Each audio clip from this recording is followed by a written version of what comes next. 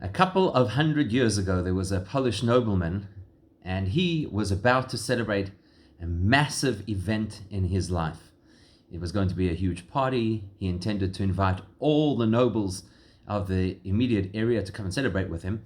And in order to celebrate, one of the things that he wanted was to have a magnificent new outfit, a new suit, the best, something that would attract attention of everybody who saw him, something that everybody would ooh and ah over. And he went about, sent his advisors to find who would be the most expert tailor in the region, who could produce the most wonderful garment for him. They looked high and low, and they found a Jewish tailor. The man was an incredible artisan.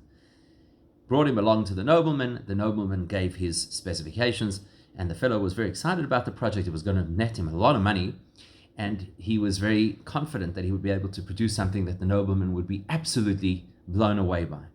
And off he went. He spent a long time, put all of his expertise into it, and produced the most magnificent garment possible.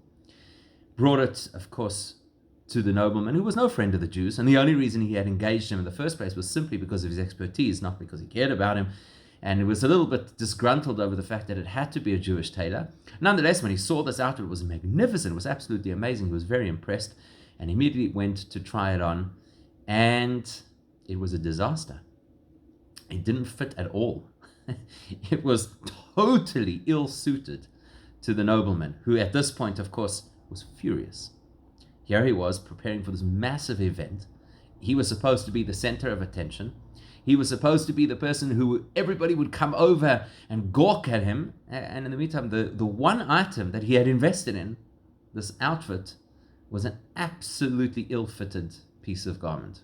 He was furious, and he hurled abuse on this tailor and threatened him, as they could do in those days. He threatened him with the worst. The tailor was distraught. He couldn't understand what had happened. In all the years of his career, this had never happened to him before. As soon as he could, he went off to Reb Elimelech of Lizhensk, who was a great Hasidic master, a very pious individual, to ask for a bracha. Help me out over here. This could be not only the end of my career, theoretically it could have been the end of his life. And Reb Elimelech was completely calm.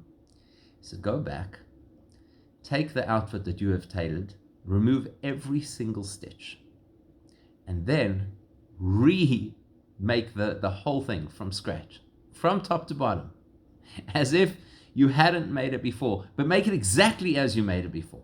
Replace each stitch in exactly the same place. Don't change, modify anything. Just take it apart and put it back together again, which he did. And he then returned as soon as it was finished, gave it to the nobleman, because you can imagine it was trembling in his boots. And wonder of wonders, it was the most magnificent outfit. It fit perfectly. It was dazzling. And the nobleman was so happy, and this guy was so confused. And thank God, obviously, he came out of the scene alive, and not only alive, but handsomely paid. He was really happy, and he went back to Rebbe Elimelech of Lizhensk, and he said, I don't understand what happened over here. Nothing actually changed between the first time I presented the garment and the second time I presented the garment. I made it exactly, as you said, I made it exactly as it was the first time around. And Rebbe Elimelech said to him, no, you don't understand. The first time when you tailored that outfit, you felt very smug. You were very confident. Look at me, out of all the tailors in the whole region, this nobleman has picked me. Obviously, it's because of my expertise, which you recognized, and every stitch that you made had arrogance sewn into it. And Hashem does not reside in a place of arrogance, so Hashem's bracha was not there. But when you reconstituted that suit, you were devastated. You were at your lowest. You had been totally humbled. You came back to tailor that suit in a state of contrition. And where a person is humble, that's where Hashem's bracha always will rest.